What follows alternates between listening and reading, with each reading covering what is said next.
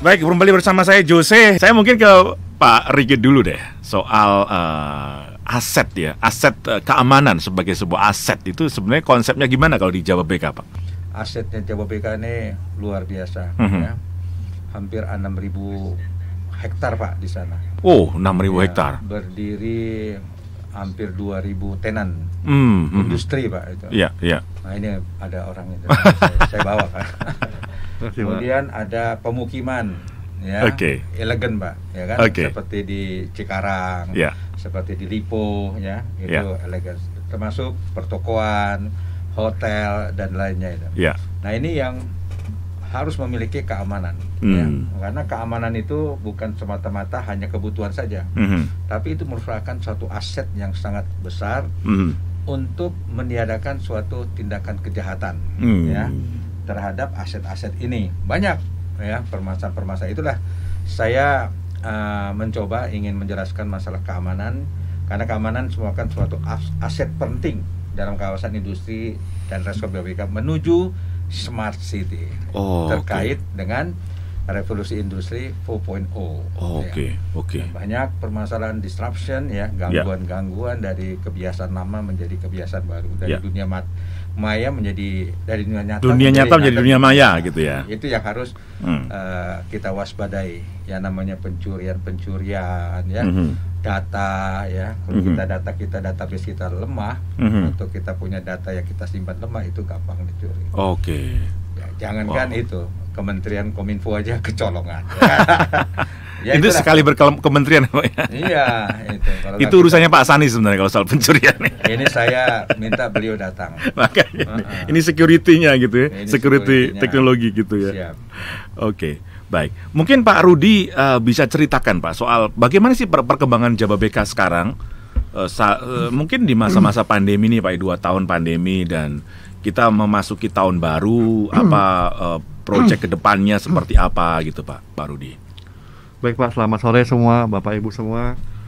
Jadi Jawa BK ini mungkin Bapak Ibu semua sudah mengenal sebagai sebuah kawasan industri dulunya. Nah sekarang ini dengan adanya banyak perubahan-perubahan yang kami buat di Jawa BK itu sudah menjadi sebuah township Pak.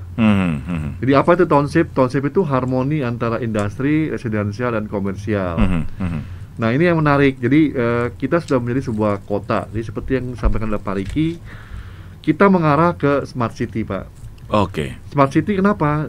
Karena gini, sejak adanya yang kita sama-sama tahu pandemik ini, itu kan teknologi didorong maju 5 tahun ke depan Pak. Jadi kita bagaimana kita menikmati semua ini, jadi menurut kami itu ada plus minus lah pada pandemik. Plusnya adalah kita bisa mempercepat teknologi mengenai kayak Zoom, kan? Betul. Yang dulu mungkin sebelum pandemi kita nggak pernah bayangin Pak. Nah Jawa BK ini sudah mempersiapkan diri untuk menghadapi itu. Jadi pandemi kemarin tuh kita banyak berintrospeksi. Nah kita mempersiapkan sekarang ke dunia digital Pak. Jadi semuanya kita siapkan secara digital. Apa aja tuh Pak Rudi kalau boleh tahu? Misalnya kayak kita punya program namanya G-Smart Pak. Itu aplikasi yang bisa di download oleh semua customer di Jawa BK. Ya. Nah, terus kita juga punya namanya. Jadi G-Smart itu untuk apa? Jadi G-Smart ini salah satunya adalah untuk menampung keluhan-keluluhan dari pelanggan, masukan-masukan, dan itu langsung akses ke CCTV kita. Nah, itu nanti yang akan mungkin dijelaskan sama Pak Riki lebih detail. Ya, jadi Jawa BK ini karena kita begitu luas Pak, 5.600 hektar ya. Kita sudah 32 tahun. Saya kadang-kadang sering sharing sama teman-teman, mungkin mudah Pak membangun kawasan industri, tapi memaintain komitmen dan konsistensi selama 32 tahun itu yang susah Pak. Jadi kami ini sudah menunjukkan komitmen kami, konsistensi kami membangun Jawa BK itu selama 32 tahun Pak. Nah itu yang tidak mudah lah untuk membangun sebuah industrial estate ya. Kalau perumahan mungkin bisa, tapi kalau industrial estate itu sulit. Nah ini kita sekarang dapat transformasi ke itu Pak, yang namanya township. Nah, itu juga satu plus point Pak. Kenapa? Kan tidak mudah membangun industri di sebelah rumah. Iya. Jadi ini susah juga Pak, karena itu makanya JBK itu sekarang banyak visi-visinya Pak. Kita membangun sebuah industri yang namanya eco green. Oke. Kita mendapat penghargaan yang namanya proper hijau. Jadi itu salah satu kriteria tertinggi untuk industrial estate yang eco green. Karena kami sadar bahwa membangun industri itu di sebelah perumahan, di sebelah komersial itu komitmennya mesti begitu Pak. Jadi kalau bapak-bapak semua nanti one day jalan-jalan Pak ya ke JBK Industrial Estate, jangan dibayangin seperti pabrik-pabrik gitu. Ini kita tinggal nunggu Pak Riki aja diundang. Siap. Gitu Pak kira-kira. Oke, untuk pengantar dulu Pak Rudi ya. Oke, baik. Ini kalau ke Pak Sani Soehardi nih Pak, kalau bicara soal security tadi kan di perbincangan juga dan mungkin kedepannya juga sama sih. Kita ini kan hidup dalam dunia hybrid akhirnya kan, antara dunia yang corporeal dengan yang virtual gitu Pak. Artinya sejauh mana security lalu punya tantangan ke depan Pak? Karena tadi sudah kasusnya misalnya JBK itu sudah juga main di yang realnya yang sudah jalan, tapi juga virtualnya seperti itu. Pak Sani ini kan tokoh di bidang security teknologi gitu kan. Bagaimana Pak Sani? Iya, terima kasih. Selamat sore para pemirsa Hardline 100,6. Selamat sore semuanya, rekan-rekan kami di sini berempat. Konsep dari yang dibangun oleh JBK saya kira itu sangat konsep universal, di mana ingin diciptakan rasa aman. Rasa aman membuat rasa nyaman, rasa nyaman membuat orang semuanya itu ingin membangun ke depan bersama-sama, Pak. Nah, mengenai konsep itu tentu saja kita akan buat seperti kata Pak Rudi secara bertahap. Bagaimana semuanya ke arah smart, ya. Nah, smart sekarang ini lebih mengarah ke immerse smart, di mana proses pembelajaran kita, proses pengawasan kita terhadap keamanan yang begitu besar 5.600 hektar. Itu tidak bisa lagi diawasi dengan manusia. Tidak diawasi dengan manusia. Ya, jadi harus diawasi dengan sistem ya, digital yang tadi kita sebut. Banyak sekali yang mengatakan digital. Tapi apa sebetulnya digitalisasi itu? Nah, proses pembelajaran itu tentu melalui proses analisa lingkungan.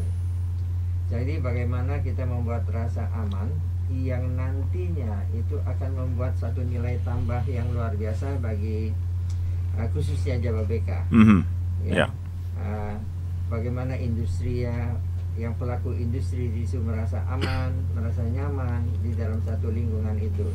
Jadi dari bincang-bincang kami dengan Irjen Pol Purnawirawan Riki Bakano, sahabat saya, bahwa ini mau nggak mau kita harus dahulukan ke depan untuk supaya JBK ini akan menjadi suatu kawasan tadi industri, pemukiman, rekreasi, dan semuanya itu terpadu menjadi satu ya. Jadi itulah kehidupan modern.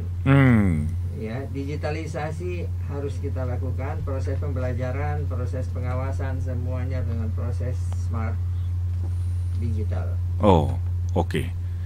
Oke, baik Pak. Pak Sani terima kasih. Jadi memang tantangannya itu ya Pak ya, juga di digital, security sebagainya. Saya ke Pak Aditya. Nih kalau ada ada keinginan nggak untuk ngundang JBK supaya ke Tangerang nih? Silakan Pak Adi. Ya, terima kasih Bang Jos. Kalau menurut saya juga perlu. Kenapa saya hadir ke sini? Artinya nanti kalau kita buat di sini mungkin jadi namanya Banten Tangerang. Oh gitu.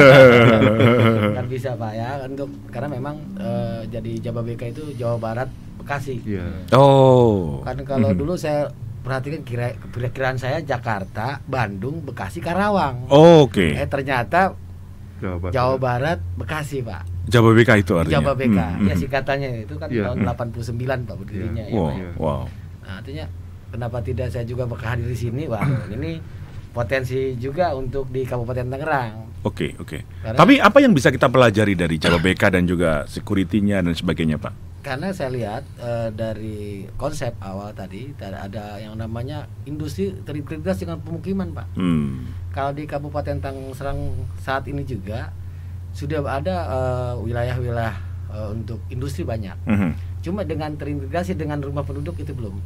Artinya pemukiman, Pak. Contoh kan kita ada beberapa pengembang di kita.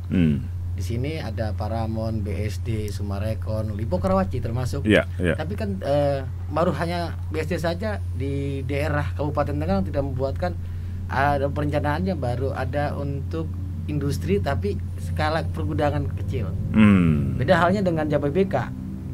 Jadi kalau tidak salah hampir 40%-nya, Pak ya. Baik. Lahan industri. Oke.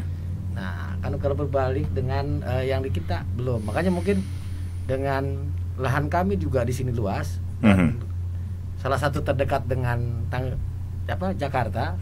Nah, kenapa tidak di Jababeka juga buatkan di Kabupaten Tangerang? Wah, berarti perjumpaan ini sebenarnya historis juga. Betul, ada historisnya.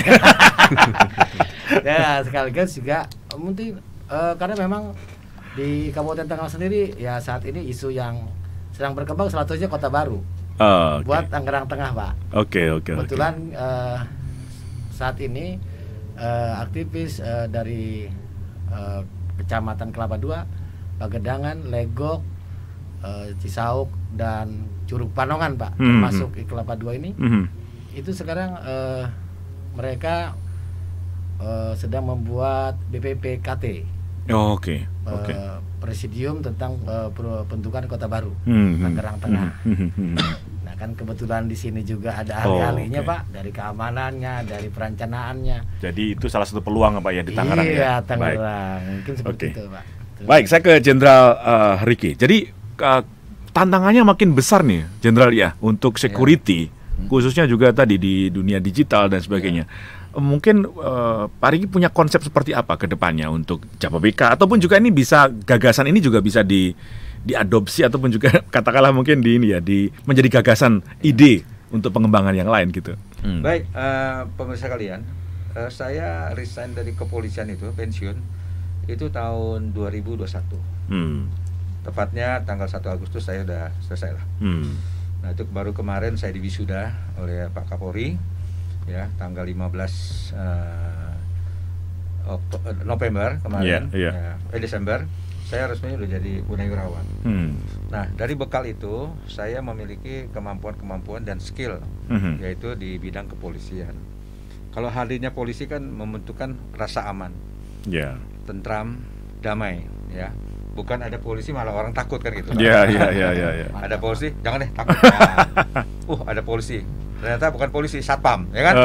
Karena bajunya udah sama. Betul nggak? Betul. Iya, sama lah saya. Ada apa nih Pak polisi? Nggak tuh satpam kan deh. Nah, saya langsung diterima oleh Bapak Darmono selaku komisaris utama dan owner dan founder beliau. Nah, saya berkenal dengan beliau, Pak. Ini saya atas prakasa Pak Darmono ajak Pak Rudi Subrata ini. Nah, Bapak Ibu sekalian, setelah saya pensiun itu 1 bulan saya sukacita dulu sama keluarga, kemudian September saya diterima, Pak. Jadi dari waktu 4 bulan itu saya mengikuti dan membaca visi dan misi Jababeka, Pak. Hebat, Pak. Ini bisa diambil, Pak. Jababeka tuh membuat dirinya otoriter, Pak. Suatu tempat yang khusus dibuat diperuntukkan untuk masyarakat setempat, Pak. Bukan bersaing dengan pemerintah daerah, bukan. Ini suatu kota yang dikembangkan, yaitu kota industri dan kota reskom, Pak. Tadi Pak Rudi sampaikan. Jadi sekelilingnya itu masyarakat, Pak. Bahkan di dalamnya itu ada desa-desa juga, Pak. Ya, mungkin penataannya dulu nggak seperti yang sekarang ini. Sekarang ini kan seperti di Astra itu kan industri semua. Tidak ada masyarakat situ. Nah, kalau kita kompleks, Pak ya. Tadi mobilnya kompleks permasalahannya. Nah, disitulah kita mencoba, saya hadir, saya membaca bahwa visinya itu adalah menciptakan kota modern yang mandiri di setiap provinsi di Indonesia, Pak. Nah, di setiap provinsi Indonesia, Pak, ini baru 4, Pak. Jababeka, Kendal, kemudian di mana nih? Tanjung Lesung. Tanjung Lesung, sama di Morotai. Dan nanti akan berkembang terus, Pak. ke Cirebon lah, kemana itu. Nah ini karena berkembang terus Pak. Nah ini pilot projectnya dari JBK Pak.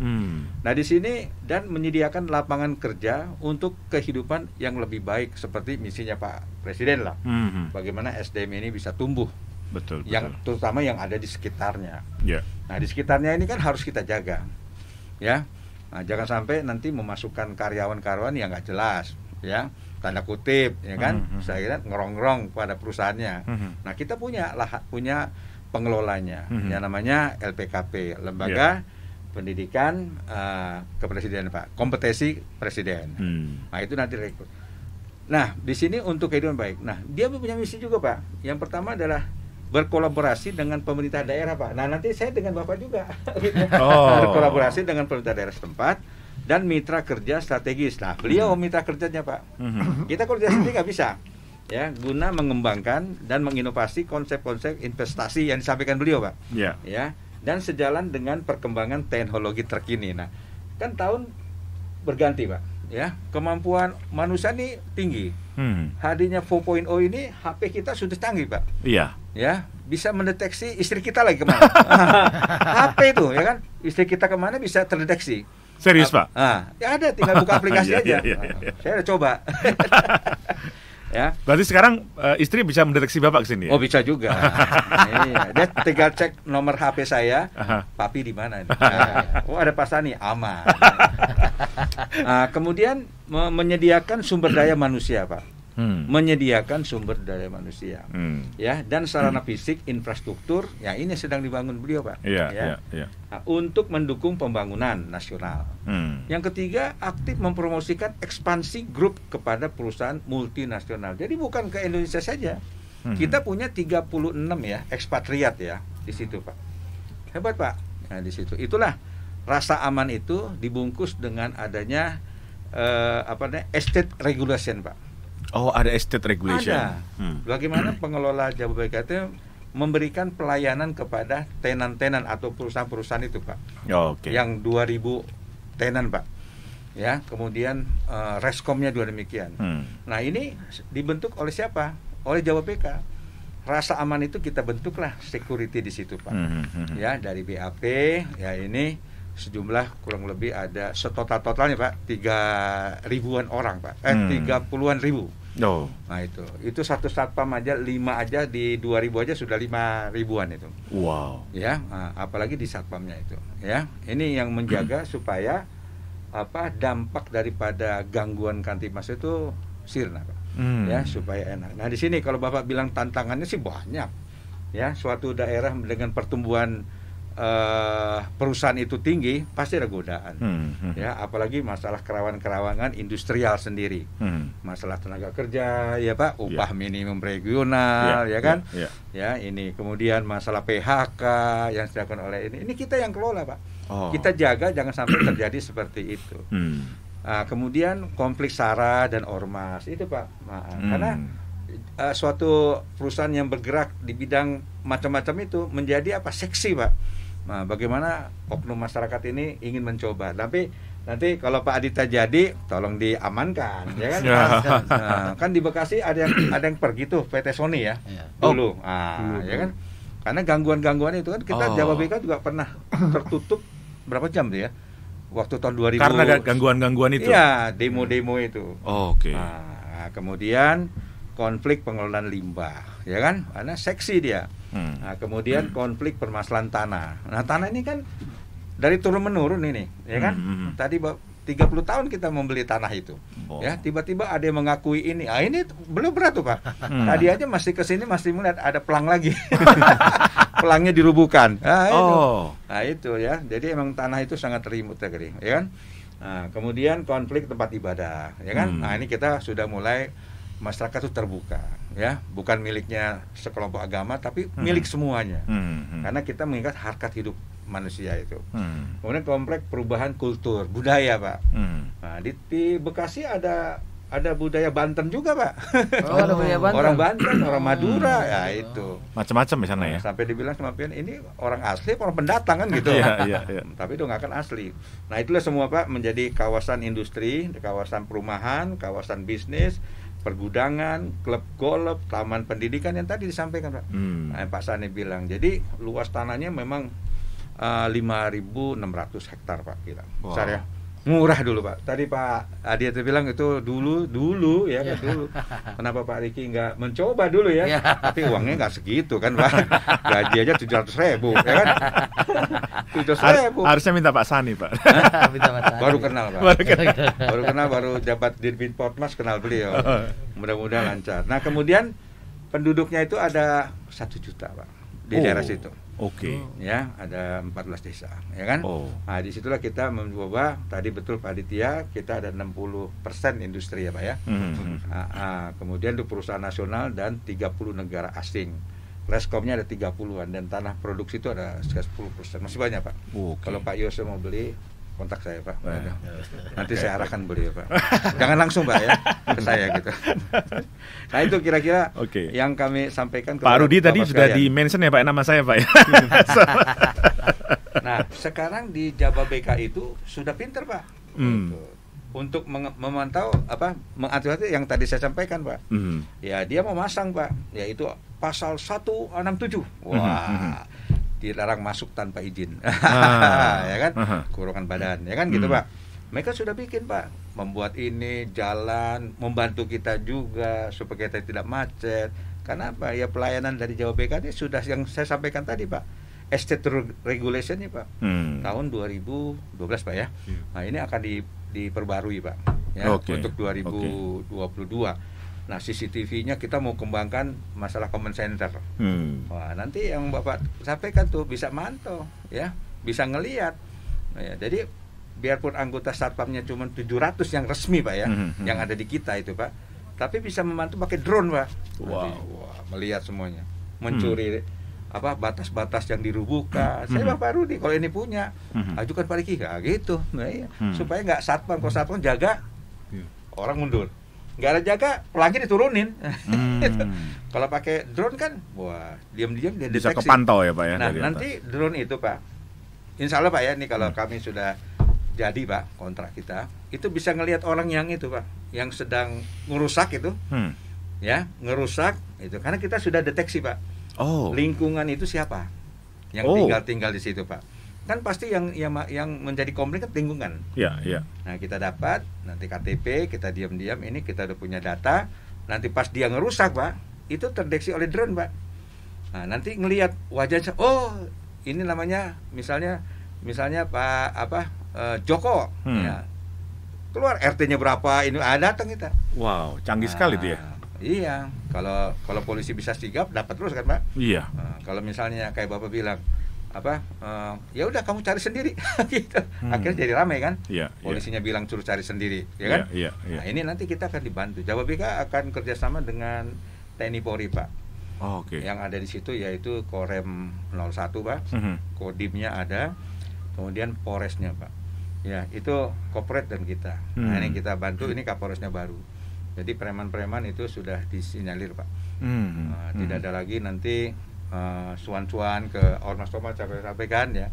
Kalau ormasnya produktif kan dikelola oleh Pemda. Betul. Kalau yang liar ini kan susah Pak.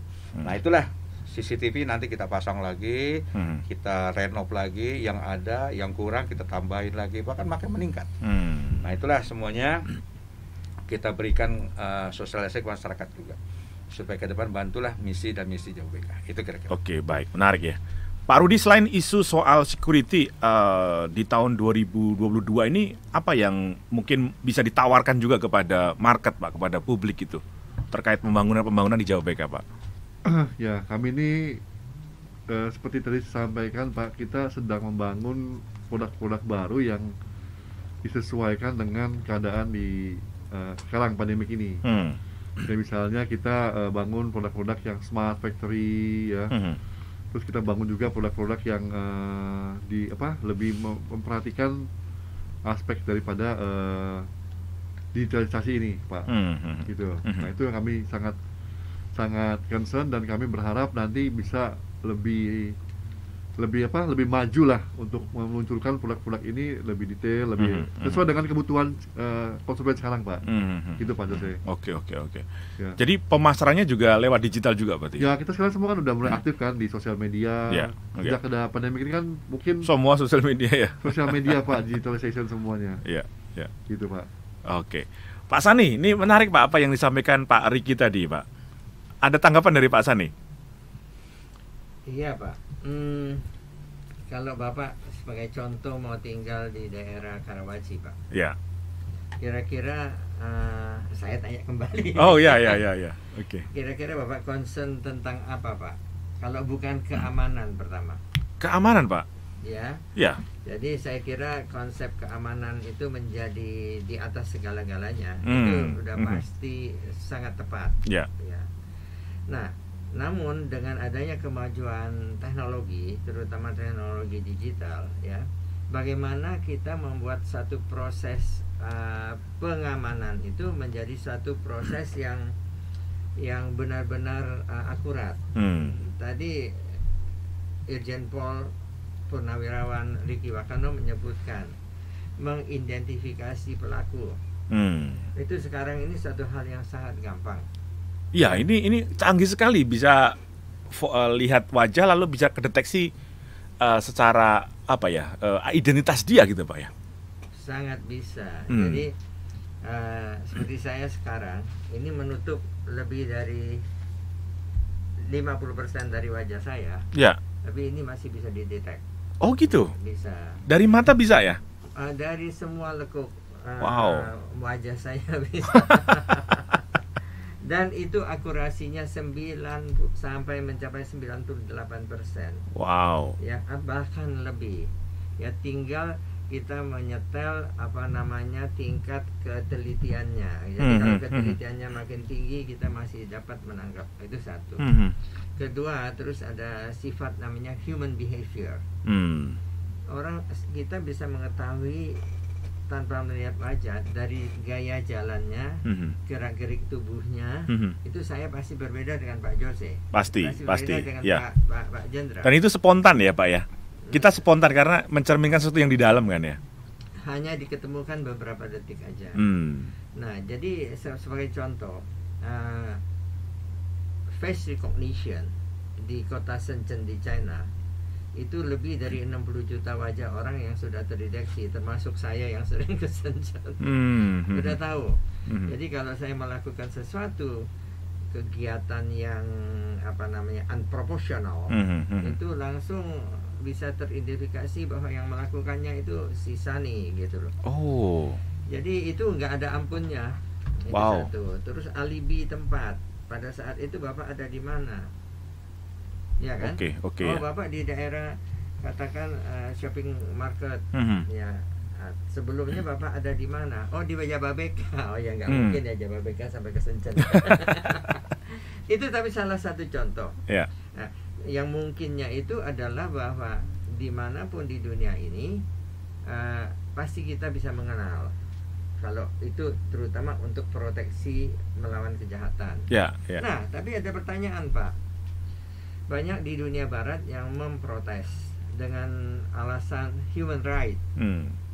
Itu melanggar hak asasi manusia. Masa orang tahu saya ada di mana? Ya. Tapi saya di sini kebetulan tidak bawa HP. Katakan ini HP. Bapak membawa HP, kata Pak Riki tadi itu sang istri tahu sang suami di mana, sang suami tahu sang istri di mana. Terus Bapak juga bisa mendetek saya ada di mana dengan HP saya. Kalau saya buatkan share location, Bapak pasti tahu Bapak saya ada di mana sekarang. Mau datang ke studio hotline jam 4. Wah, jam 15.55 ada di mana? Oh, masih di depan. Itu Bapak tahu. Oke. Dan itu detik demi detik ya Pak ya. Jadi kembali plus minusnya, apakah itu melawan hak asasi manusia? Saya pikir tidak. Kalau untuk demi keamanan tuh nggak ada, karena keamanan itu bukan buat saya. Tapi untuk semua ya. Keamanan itu untuk Pak Irjen, untuk Pak Aditya, anggota DPRD, ya. Itu semuanya itu perlu diproteksi Pak. Bukan saya aja. Jadi kalau kita mengatakan demi keamanan, ya, kalau hal ini kita bicara Jababeka yang aman itu pasti membuat rasa nyaman sehingga investor dan industri-industri atau pemukiman itu akan lari ke sana, Pak. Oke. Nah, apalagi Pak Rudi mengatakan kita punya Eco Green, ya, di mana-mana punya Eco Green ya Pak Rudi ya. Ya, Pak. Jadi mungkin ada berapa persen dari Jababeka yang mesti di green kan? Nah itu. Ya. Ya kan? Nah itu rasa aman membuat rasa nyaman, membuat orang sejahtera, dan itu adalah kebahagiaan di dalam keluarga, di dalam cara hidup dan karena industri itu nggak bisa bikin industri dari rumah, Pak. Kalau kita sekarang kita bisa berwawancara dengan Pak Yose dari rumah, dari mana saja, tapi kalau industri ya tetap ada tempatnya untuk melakukan kegiatan yang menghasilkan satu produk. Ya. Jadi konsep Jababeka ini ya dibuat oleh seorang Irjen Pol Purnawirawan Riki Wakano, didukung oleh komisaris atau semua jajaran direksi. Itu udah satu hal yang paling tepat, Pak. Ya. Kita melihat ke depan, Baik. Satu pengalaman lagi yang saya mau cerita. Kita memulai satu sistem pemakaian X-ray di gedung komersial tahun 2006. Kebetulan saya pelakunya yang pertama waktu itu. Nah terus orang mengatakan, owner mengatakan, ini kamu cuma mau jual barang. Saya bilang enggak. Tapi setelah diimplementasikan di hotel di mana, Pak, tingkat keamanan hotel itu tinggi. Rekomendasi dari seluruh dunia mengatakan, kamu nginep hotel itu. Bagus, sehingga okupansi rate-nya tinggi sekali sampai sekarang, Pak. Oke. Nah, ini salah satu kelihatannya sederhana, namun memberikan suatu hasil buat pemilik hotel. Nah, kembali lagi, Jababeka kalau bisa menerapkan konsep yang aman tadi, tentu aja orang akan justru akan lebih berminat ke sana gitu ya. Nah, coba keamanan itu tadi Pak Riki sudah mengatakan bahwa juga kita mesti melihat faktor sosial di masyarakat di sana. Ya. Nah, itu enggak, kalau faktor sosial itu hidupnya manusia. Oke. Mesti ada pendekatan khusus ya, Pak ya. Iya betul. Nggak bisa kita pakai harus ini. Ya. Kalau ada faktor sosial mengenai limbah dan segala macam, itu semuanya yang akan jadi duit itu pasti akan dikerumuni semut, Pak. Oke. Nah, disitulah yang kita harus mengadakan pendekatan sosial. Ya. Nah, kemudian teknologi yang ngawasin orang yang nakal yang itu saja. Nah, itu pakai teknologi ya, Pak Jenderal ya. Nah, kira-kira begitu, Pak. Oke, terima kasih. Ya. Baik, Pak Aditya, apa yang bisa kita pelajari, Pak ya? Dari perbincangan soal security lalu township gitu ya, yang mungkin bisa kita ambil juga hikmahnya untuk kita di Tangerang gitu. Ya, betul Bang Jos. Kalau saya lihat dari tadi Pak Rudi, Pak Jenderal juga Pak Sanif, ya artinya memang ya perlu juga. Karena konsep-konsep Jababeka ini ya bisa diterapkan di Kabupaten Tangerang. Karena dengan luas wilayah saat ini kan 914 km persegi Kabupaten Tangerang. Masih luas juga, Pak, potensi yang untuk juga bisa dikembangkan. Apalagi tadi terintegrasinya artinya, Pak, disiapkannya bukan hanya pemukiman saja. Disiapkannya tadi industri, industrial estate. Iya, artinya para penghuni juga bisa kerja di sana kan. Juga betul. Jadi tapi dibuatkan sinergi. Karena itu akan meningkatkan quality of life ya dari orang. Jadi nggak habis waktunya di jalan macet-macet. Iya kan, Pak. Jadi terintegrasi antara pemukiman dengan tempat usaha. Bukan berarti kalau kan rata-rata saat ini pemukiman bilang jasa nyaman saja. Tapi saya lihat wah ini konsepnya bagus. Ternyata bukan hanya menengah ke atas, tapi menengah ke bawah pun ada. Ya, Pak ya. Iya, konsep-konsep itulah yang perlu kita terapkan juga Pak di Kabupaten Tangerang. Dan mudah-mudahan sih dengan hadirnya saya di sini juga daya tarik untuk Jababeka dari komisaris maupun pimpinannya bisa datang ke Kabupaten Tangerang. Pak Ari kita sudah sampaikan, Pak. Semoga jadi ya, Pak ya. Oke, terima kasih Pak Aditya. Oke. Pak Riki, ini menarik ya. Jadi memang security itu ternyata juga tidak hanya soal secure ya, tapi juga ada nilai komersial sebenarnya di situ yang saya sampaikan Pak Sani tadi. Kalau memang security-nya bagus, justru orang berbondong-bondong di situ gitu. Tanggapan Anda seperti apa? Ya, begini. Security kan tuh bentukan dari Polri, ya kan? Undang-undangnya ada, nomor 2 tahun 2002. Peraturan Kapolrinya pun ada, Perpol nomor 4, ya. Bagaimana ini security ini harus memahami dan dia harus mengikuti ujian dulu, tes dulu, yang namanya Gada Pratama, Gada Madya, Gada Utama. Karena Bapak Aditya dan Pak Sani dan Pak Rudi, bahwa keamanan itu adalah rasa aman dan tentram. Oke. Nah, jumlah polisi itu 480.000 juta, ya kan? 480 ya, juta, ya kan? Jadi kurang lah dia itu. Ribu atau juta, Pak? Ribu. Ya. Itu kurang lah bagi mereka itu. Nah, itu direkrutlah Satpam itu. Ya, sehingga Satpam itu dengan bentukan-bentukan dari kepolisian itu sebagai Pam Swakarsa itu mampu melaksanakan tugas, yaitu melakukan kegiatan preventif, Pak, di wilayahnya itu. Nah, seperti saya gambarkan saja ya, bahwa pohon ini, Pak, ya. Suatu perusahaan itu memiliki, kita gambarkan pohon. Ya.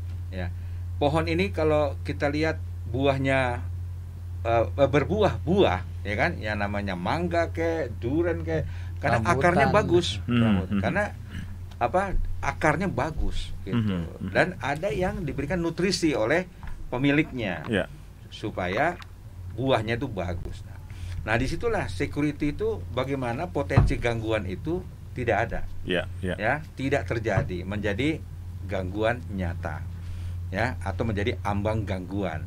Nah, disinilah security yang tadi Bapak sampaikan, yang kita ada di suatu perusahaan yang dibutuhkan oleh perusahaan, tapi menjadikan suatu aset, Pak. Gitu. Jangan sekedar butuh saja, tapi jadikan suatu aset, karena dia akan menjaga, yaitu potensi gangguan yang di bawah. Ya, dia akan lihat malam dia melek, karena dibagi per shift kan, Pak. Nah, dan dia juga menjaga ambang gangguan.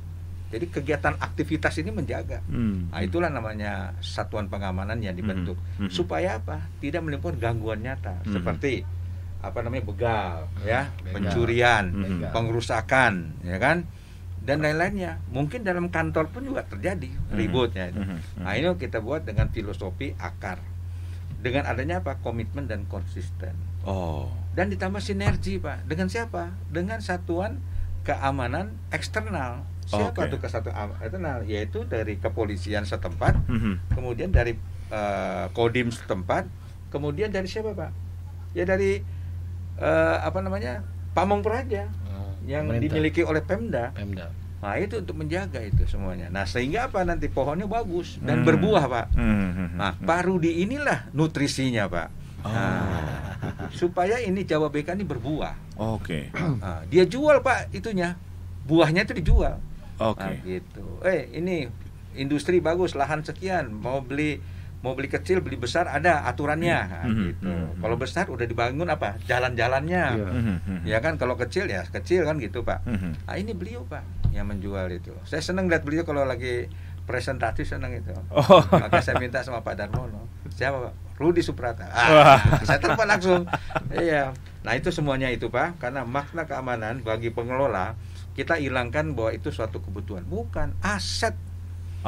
Yang harus dimiliki perusahaan. Kenapa? Orang perlu pengawalan. Kenapa kita perlu ada pendamping? Nah, bawa uang ada pengawalan. Nah, itu sama kayak kita. Bahkan dari Pak Darmono ini mempunyai ide besar bahwa tidak selamanya dia menjadi satpam. Dari Gada Pratama, Pak, yang hanya 26 hari, ya 320 mata pelajaran itu akan meningkat menjadi Gada Madya. Nah, Gada Madya inilah dia akan menjadi pengawal nantinya. Bisa kami tawarkan kepada perusahaan mau dikawal oleh satpam, tapi satpamnya badannya harus kayak polisi tegak gitu. Minimal kayak kita ini. Ayo Pak Aditya ini. Kalau udah jadi bupati pakai baju lengkap itu kan udah. Amin. Wali kota, Pak.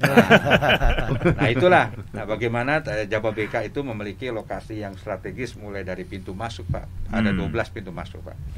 Ya. Fasilitas Opitnas itu ada WTP ya. 1, WTP 2, ada namanya Bekasi Power Pak, ada. Ya itu, ya ada namanya Drepot, ya. Nah itu. Nah, apa namanya? Industri itu Pak, pabrik itu udah menjadi off fitness Pak. Nah, sudah dikatakan off fitness. Nah, itulah kita udah pasang CCTV. Tentunya ada kelemahan, ya, ada kekuatan dan kelemahan di situ. Ya, ada peluang dan kendala. Ini yang kita lakukan pembenahan terus Pak. Karena mereka orang-orang yang oknum masyarakat akan mencari kelemahan kita di mana gitu. Nah itu nanti kita pasang drone Pak. Ini nggak akan terjadi lagi. Beliau udah pasang pelang nih Pak, pelang tanah Pak. Udah milik inilah investor lah. Yang merasa punya tanah robohin lagi. Tapi kita nggak tahu. Nah saya bilang dari itu pakai drone, kelihatan itu deteksi. Nanti pagar-pagar yang dirusak dipantau, bisa Pak itu. Nah ini nanti kami bersinergi dengan Pak Sani ya? Pak Sani. Nanti kita beliau akan diminta presentasi di Jawa BK Pak. Mudah-mudahan menang aja. Ya kan kita, ya kan. Kalau beliau sana, biasanya saya diajak saya Pak. Boleh Pak. Nanti Pak Yos khusus mas saya Pak. Ada 8 gol, ada beliau Pak. Gitu. Wah, kedi dikuasai Pak. Bisa aja Pak. Kedi S2 loh Pak. Oh iya betul. Kalau Bapak nanti berdamping ke Kedi, tipnya beda itu. Karena itu dididik juga Pak. Nah itu kira-kira Pak ya. Baik, menarik. Pak Rudi ini kan yang lagi happening juga kan Index of Happiness Pak. Kemarin kan BPS lagi merilis juga ya. Saya jadi kepikir tadi gara-gara Pak Aditya mengatakan, wah ternyata tinggal di situ, kerja di situ gitu ya. Jadi nampaknya yang namanya living ya Pak sekarang, hidup yang berkualitas ya, itu menjadi impian dari banyak orang. Jadi kadang-kadang orang tinggal di rumah mewah besar tapi kerjanya jauh gitu. Jadi capek kan di jalan gitu kan. Jadi udah suntuk udah pulang-pulang. Nah ini dekat seperti apa konsepnya? Apakah ini juga menjadi pertimbangan juga Index of Happiness dari Jawa BK nih Pak? Ya Pak, jadi saya setuju dengan Pak Aditya. Jadi kalau tadi kita sama Pak Aditya itu, dulu tuh kan Jawa BK tuh membangun kawasan industri ini kan tuh daerah yang kalau dulu istilahnya jin buang anak Pak. Iya, benar. Jangankan orang. Iya. Nah, kayaknya di mana-mana ada jin buang anak dulu. Tangerang juga banyak. Ada Tangerang banyak. Bagaimana kita punya founder tuh punya visi Pak, membangun kawasan industri di sana pertama kali gitu loh. Apa tujuannya? Seperti Pak Jose sampaikan. Jadi sebenarnya kita tuh pengen indeks kebahagiaan warga sekitar dan juga investor asing Pak yang datang ke sana itu bahagia. Jadi Bapak bayangin ya, dari suatu daerah yang tidak ada investor asingnya, tiba-tiba banyak Pak, dari 36 negara. Ya kan, invest sana. Artinya apa Pak? Artinya indeks kebahagiaan masyarakat sekitar juga naik. Betul. Karena mereka bikin pabrik sana, kos-kosan semua hidup. Iya. Istilahnya yang jual warteg pun hidup Pak. Nah, ini kan menambah indeks kebahagiaan yang dulu Bapak mungkin paham, Pak Adi juga paham. Kan sekarang sama Tangerang tuh kira-kira sama lah tipikalnya. Dulu tuh kan Sawalio kan Pak. Ya betul. Bikin batu bata Pak. Ya. Nilai ekonomisnya tuh sangat rendah sekali. Masyarakatnya juga sangat stres lah waktu awal itu. Nah dengan adanya kawasan industri di sana ya, mereka berubah Pak. Dan the next generation-nya itu juga berubah Pak mindset-nya. Mereka ingin punya filosofi cita-cita kerja di pabrik. Dulu kan enggak. Saya meneruskan usaha Lio bapak saya. Nah sekarang enggak Pak. Jadi standard of living-nya tuh naik. Nah pertama, kedua, saya bayangin ya, banyak warga sekitar yang sudah bisa bahasa Jepang, bisa bahasa Korea Pak. Kenapa? Karena mereka kerja di sana diterima, di training Pak. Ke Jepang, ke Tokyo, kemana kan? Artinya bahagia Pak mereka, naik semua living standarnya. Nah ini yang dulu semua orang nggak pernah pikirkan gitu loh. Jadi ini di samping kami, of course kita semua bisnis Pak ya, bisnis kan ada profit. Tapi di samping itu kita menciptakan satu kebahagiaan sendiri Pak. Nah kedua, pasti Pak ada dengan adanya residential komersial, ada mallnya, ya kan, ada food courtnya. Nah itu Pak. Nah yang menarik juga Pak Aditya, kita tuh bangun kawasan industri ini, listriknya tuh kita supply sendiri Pak. Kita punya private power plant, namanya Bekasi Power Pak. Jadi industri semua itu disuplai dari kita. Oh, berapa mega, Pak? 130 mega, Pak. Iya. Nah, itu. Nah, waktu itu kami juga membangun itu dengan tenaga lokal, Pak, nggak ada tenaga asingnya. Jadi artinya apa? Banyak manfaat, Pak. Betul. Belum lagi yang sekarang repot. Nah, ini bisa sama Pak Aditya memanfaatkan rel kereta. Rel kereta secara ekonomis cuma untuk penumpangan, Pak. Betul. Tapi kami membangun namanya Cikarang Depot itu memanfaatkan jalur kereta itu untuk transportasi kontainer. Gitu, Pak. Ke Tanjung Priok dan juga Pelabuhan. ke Surabaya. Sampai Indonesia Timur. Nah, ini itu juga cuma ada pertama, Pak, di kawasan Jawa BK. Jadi kami itu dulu membangun ini semua tuh visi misinya seperti dari Pak Riki sampaikan, itu sebenarnya udah 30 years ahead lah, itu kira-kira waktu itu, Pak. Nah, jadi ini saya rasa, Pak, kami yakin lah ini dengan adanya konsep seperti ini, belum yang namanya eco green ya. Bapak bisa bayangin, pasti panitia juga waktu pertama kali sekarang lah mikirin, Jawa pasti itu pabrik semua. Pas kesana semuanya berubah, Pak. Mungkin juga Pak Riki waktu sebelum Jawa juga mikirnya pabrik semua. Pas masuk, Pak, kebayang nggak, Pak, kita punya industri itu seperti perumahan, Pak. Nah, itu cost-nya mahal dan tidak mudah. Dan itu yang membuat 36 negara ini comfortable, nyaman di industri Jawa BK. Nah, itu kalau misalnya nanti pandai konsepnya panitia terorganisasi, Pak Riki ya. Wah, Tangerang bisa ini juga. Nah, itu juga sama, Pak, waktu kita join dengan Singapura di Kendal, Jawa Tengah. Di Kendal. Itu kita join dengan namanya Sembawang Corporation Singapura, Pak. Itu sama konsepnya. Bapak sekarang kalau Kendal, itu persis sama ke Jawa BK 30 tahun lalu. Nah, kita develop dari awal. Nah, ini ya, mungkin nanti lah, mudah-mudahan jodoh, Pak. Jodoh. Benar. Jodoh enggaknya tergantung Pak San ini. Aduh, ini Rudi nih, Pak Rudi. Aditya, Riki. Saya ini cuma pesuruh ya. Gimana Pak San nih? Ada tanggapan, Pak? Iya, jadi kalau kita lihat kembali ke belakang 30-35 tahun yang lalu, founder ini bisa memikirkan visi ke depan. Nah, sekarang apa yang ada sekarang ini adalah satu mimpi founder, saya yakin dari hasil karya permulaan ya. Nah, tentu saja mimpi itu berdasarkan hasil karya yang nyata ini. Namun kembali lagi kenyamanan hidup, standard of living, dimana kalau kita lihat, Pak, itu kan rata-rata hidup orang Indonesia kalau nggak salah sekarang lelaki 69 tahun. Iya, betul. Perempuan 71 tahun. Unfortunately, Pak, perempuan selalu lebih.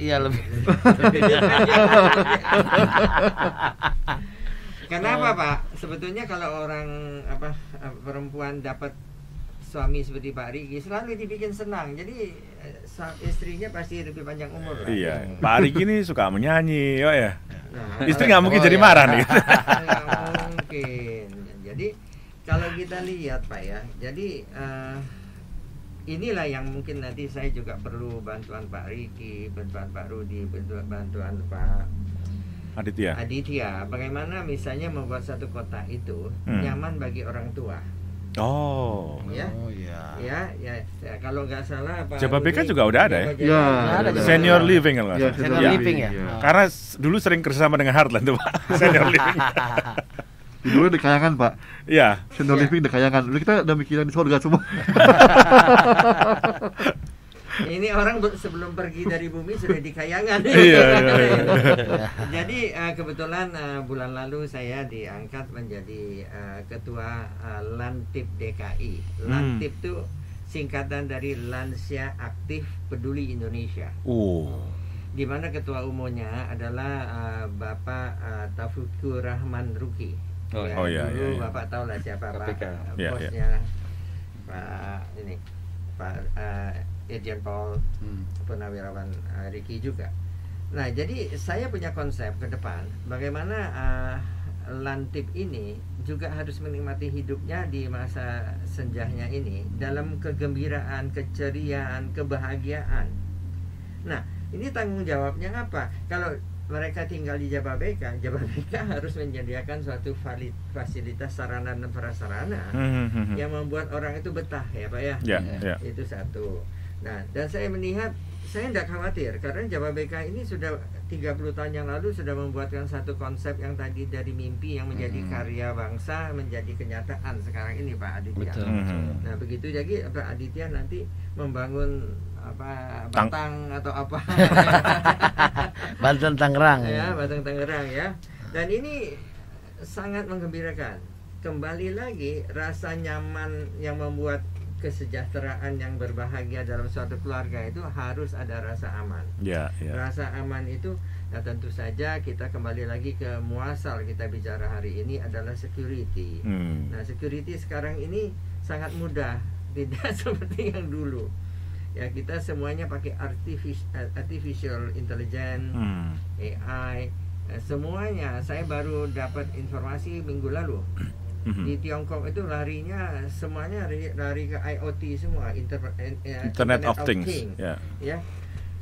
Nah, mau kemana kita? Nah, terus pembelajaran tentang keamanan yang Pak Riki katakan tadi, kita sekarang sudah menyiapkan satu sistem yang terbaru, yaitu adalah e-learning dengan sistem immerse. Jadi semuanya itu kalau saya bikin pemetaan di Jababeka nanti, saya bisa bikin di titik-titik rawannya di mana, di titik-titik yang ancamannya gimana, terus bagaimana kita mengatasi itu bersama-sama. Tapi tujuannya cuma satu, memajukan Jababeka menjadi suatu pusat industri, pusat kehidupan, pusat hidup, tempat tinggal yang nyaman, ya kan?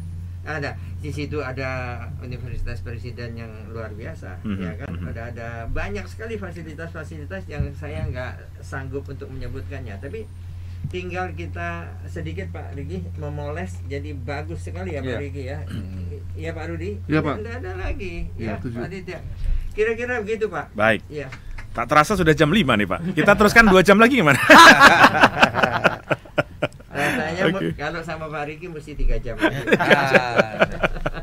Pak Riki deh ini Pak Riki ada closing statement dari Pak Riki mewakili kita semua. Iya. Baik, saya kira sampai jam 6 nih. Iya. Nanti bisa ditayangkan lah. Boleh. Mungkin ditayangkan dulu baru kita ngomong ya. Boleh Pak, boleh. Videonya Pak. Sudah lihat. Iya. Videonya bisa ditayangkan. Oke, nanti akan kita tambahin Pak. Ya. Oh iya. Oke. Baik. Terkait dengan smart city tadi yang disampaikan Pak Rudi, memang Jababeka itu di kawasan industri Jababeka itu ada namanya premium service Pak, yang tadi disampaikan yaitu G-Smart dan G-Fast Pak. Ini dibuat untuk adanya komunikasi calon atau yang sudah menjadi bagian kawasan Jababeka dan juga masyarakat Pak. Nah, seperti G-Fast Pak. G-Fast itu adalah proses pelayanan melalui handphone Pak. Aplikasinya sudah ada semua di situ Pak. Ya, baik masalah perizinan, ya masalah penyusunan laporan yang diwajibkan pemerintah, sertifikasi itu ada Pak. Sampai masalah pendaftaran. Dan yang terakhir adalah analisa laboratorium lingkungan Pak. Nah, disitulah mengawasi 1.636 pabrik Pak, atau industri. Nah, berikutnya adalah masalah G-Smart Pak. Nah, inilah komunikasi kita dengan masyarakat, yaitu Jababeka System Management for Advice Report Pak. Ini luar biasa Pak, itu yang terkait masalah 4.0 Pak. Ya, ini kita harus sudah bisa bagaimana kita menggunakan HP kita dengan aplikasi G-Smart Pak. Namanya G-Smart menuju Smart City Pak. Nah, di situ G-Smart membuat aplikasi sosial media yang dapat digunakan untuk masyarakat, tenan-tenan yang berada di Jababeka, untuk berpartisipasi dalam meningkatkan pelayanan, ya, serta menciptakan Jababeka menjadi kota pintar Pak. Wah, ini kan kalau nggak diarahkan, ya kita inilah Pak yang punya kemampuan itu. Ya. Baik. Nah, di situ masalah fitur uang elektronik, ya kan Pak, pelaporan masalah, transaksi billing, fasilitator manajemen sistem, panic button, nah ini Pak. Jadi kalau ada masyarakat itu memerlukan bantuan keamanan, tinggal pencet tombol merah itu. Nah, nanti datang, security-nya datang, polisinya pun datang, karena kita nanti ke depan ini lebih mengontekkan antara sinergitas antara security yang di Jababeka dengan kepolisian Pak. Nah, atau apa? Ya itu yang terakhir. Terpercaya. Baik. Ya, nah itu.